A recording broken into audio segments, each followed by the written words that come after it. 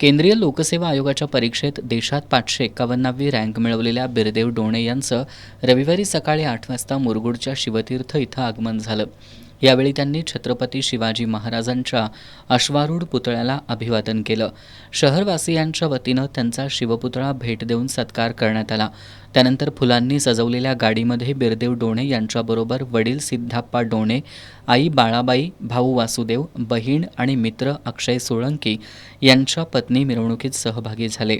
डॉल्बीबरोबर धनगरी ढोल, हलगी, लेझिम पथक, फटाक्यांची आतषबाजी करत हळूहळू मिरवणूक मुख्य बाजारपेठेतून मुदाळतिट्टा निपाणी राज्यमार्गावर आली।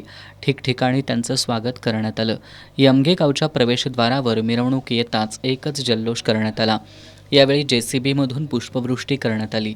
गावच्या प्रवेशद्वारापासून मिरवणूक मार्गावर सडा रांगोळी घालण्यात आली होती। मिरवणूक मार्गावर सर्वत्र अभिनंदनाचे फलक उभारण्यात आले होते। ग्रामदैवत अंबाबाई भावेश्वरीचं दर्शन घेऊन मिरवणूक बिरदेव यांच्या घरी गेली। यावेळी ग्रामस्थांतर्फे अंबाबाईची मूर्ती, पुस्तकं भेट देऊन त्यांचा भव्य नागरी सत्कार करण्यात आला।